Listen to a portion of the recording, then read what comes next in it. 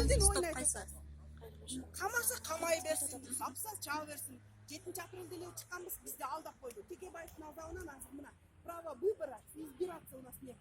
Мы сейчас только бир эле президентке кайрыла алабыз. Президент биздин эмебизди ийип атат. Президент эле аткарып атат, калган өкмөтү, парламенти, дагы бизди караган жок. Эс честно сказать. Муну алабызды атынан эле айтыш керек. Азыркы учурда биздин эң биринчи эмебиз биз деген президентти өзүбүз шайлап алыппыз карапайым деп. Ошого тигиз өтөт да, анын болсо полномочиялары анында канаттарын кыркып коюптур. Парламент, өкмөт өз билген эмесин өтөт. Бюрократия моундай. Даже булар деле айта албайсың. Өздөрүнүн эмесин. Негизгиси мындай да. Достойный профессияга достойный оклад болуш керек. А бизде эмне? Мына милициялар 17 миң алышат. Даже интернетте жүргөн буттардын тапчкелердин жыртыгын көргөзүп. Бул эмне деген? Бул лицо правоохранительный органдарды булар азыр дежурный катары пайдаланып атат. Элди сабап кел, очко кылып кел. Бул болбойт, чаап кел, уруп кел деген. Бул болбойт. Бул деген биз деген буларга операция жасаш керек. Мына монтип мени сакта дешибиз керек. Биз антип сакта деп айта албай атпайбызбы? Азыр келсеңер, ал бул болбойт да. 7-апрелде болду. Кандай нерселер болду?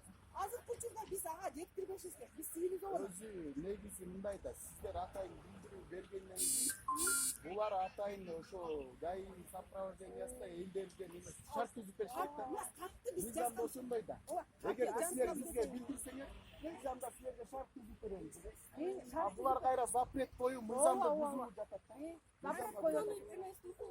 Ой, эме мындай айтканда азыр биз эме угуп мыйзамды бузуп атпайбы? Я в таком отношении была, что мен ойлонуп кеттим да, мен балким аябай мындай эме диктаторский мамлекетте жашап аткан сыяктуу элестеп кеттим жана. Зулмаңдап эме бала колунда бала тигине болсо сууруп атат. Бул эмне деген? Кулактарга тийбесин десек анан тийбей калышты. Видеого подсказывали. Болбойт да мындай. Мун деген урандарды жакканда да ушундай болду. Бизди площадьта күлкүнө чыгарып койгонда. Анан партия жүргөнлүктү сотко берип койгон. Ойлоп атат да сотко берип болбойт деп. Баары биз деген настоять этебиз. Если надо будет бийликтин жүзүн көрсүн, өкмөт иштеп атабы, иштеген жокпу ошону көрөт. Өкмөт кимге иштеп атат? Элге иштеп атабы, же өздөрүнө иштеп атабы? Ошону билген. Биз ачык айткан баарын көрсөтөбүз. Жолго алды деп атат, кандай деп. Жок, башында келгенде жолго алды. Ал биз историядан өткөнбүз. Алдоо системасы. 7 ай болду. Ал историядан кийин 7 ай болду. Азыркы учурда биз жесткий эле талаптарды коебуз. Эми билбейм, биздин эмебизди алып кетет дейт. Анткени деген мондай запрет болду. Азыр эле мындай эле мирно эле Алламдын берген иш экен деп туруп эле токтотушсун. 1000 сомго түшүрөбү, 500 сомго түшүрөбү. Эме жана арак ичкен менен эме скорость менен соң бургандарды балкы 100 миң которуп койсун. Бизге алардын эмесине керек. Бирок могу карапайым элге күнүмдүк тийип аткан нерсени 1000 сом эмес 500 сомго түшүрсүн. Ошол да көп бизге. 1000 сом вообще көп. Негизи рабочий группада болгондо деген биздин слушателер булар деген эске алып ошол менен ооба макул. Ошол чечилип берилет деп жөнөтүшпөй деген. Коркушта дейт туруп эле алдап туруп жөнөтүп кетти. Биз рабочий группада эмне бекер жүрдүкпү? Например, азыр бизден карапайым элдин баары сурап атат. Менен звонить сурап, силер эмне сатып кеттиңерби? Силер деген баштап коюп, эмне болуп кеттиңер? Тынчып калдыңар, кана эметкени, кана арзандаган түшкөнү, эмне кылабыз биз деп эле? Бизден сурап атышат да азыр. Биз эмне жооп беришибиз керек? Уже билбей да калдык. Мындай айтканда, Facebook азыр көрүп атсак, бир да машинени токтотуп атат, айдап атат. Мына жаңыл 5 машина алып келди эле, 5 машинесин айдады. Менин машинеме болсо асылышты, бампери жок экен деп. Дагы кагаздары барбы, тигилери барбы, булар барбы. Муну да камайбыз, тигини да камайбыз деп атат. Машинелерди камайт имиш. Тоогурдаган действительно азыркы учурда мыйзам боюнча эл карапайым элдин шору экен да.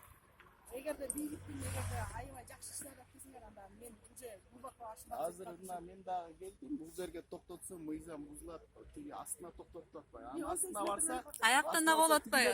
Аяктан болбойт тигине. Канча машина кетти? Алдап атканында карайсыздар. Мээден бунус башканы сүйлөп атат, ары бир бирибиз башканы сүйлөп атат. Кеткиле. Үчүнчү күчтөр муну башкача пайдаланып кетишти. Эми. Анткени бул эме да. Анан биз болсо граждандык активисттер өзүбүздүн көз карашыбызды айтып аткандан кийин мыйзамдык чекте биз эме каттарды жаздыкпы, ошонун эле алкагында мына Суречкиге бир күндө мыйзам кабыл алып коюптурбуз. Эми ушул элдин карапайым элдин чөнтөгүн уруп атып 1000 сомго качан түшүрөлүп деп мыйзам чыгарып койсо эч болбойт.